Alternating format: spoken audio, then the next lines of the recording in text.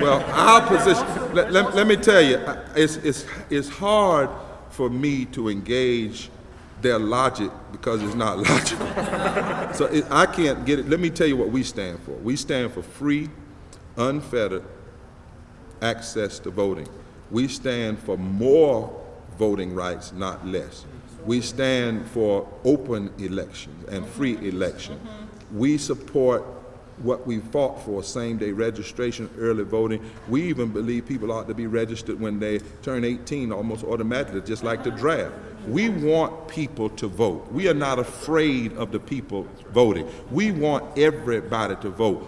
They want only certain people to vote because their goal is one-party rule and their goal is being able to stay in office, and they know that a broad electorate will not support their narrow-minded agenda.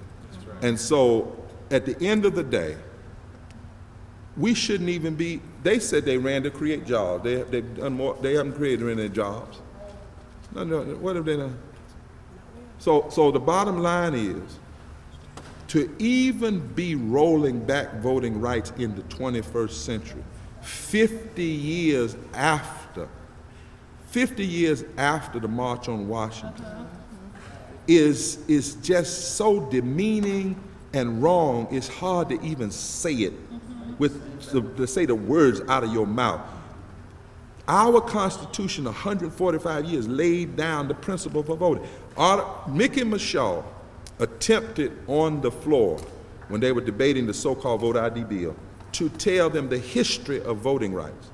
He quoted Article 6, Section 1, that the only qualification for a voter in North Carolina for 145 years was you be born or naturalized in these United States.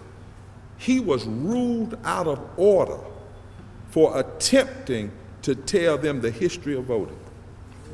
And we were sitting, he was ruled, the speaker ruled him out of order. But I'm going to give you a little history because voting is important to a certain group of people in this state and in this nation. It is important because that group of people had to fight you to get that right. The right that you already had, that you didn't, had to fight for the same rights that you had. Mr. Speaker? Point of order. Representative Stevens, please state your point of order. Are we going to history lesson or are we going to stay relevant to the bill? The latest point is taken. The chair would just ask Representative Rashad, please stay focused. Well, Mr. Speaker, all I was doing was trying to give a little history of why this bill is unnecessary. The speaker ruled him out of order and said that history of voting rights is not germane to what we're doing. So that's what you're dealing with. You're dealing with a group of people who are so drunk on Tea Party tea, and they're so caught up in a nightmarish vision of what used to be, that they actually, let me just say it plain. They believe that there's no way in the world you could have elected President Obama without somebody cheating. That's just the bottom line. They believe that there's somebody's cheating. But we call that in psychology projection.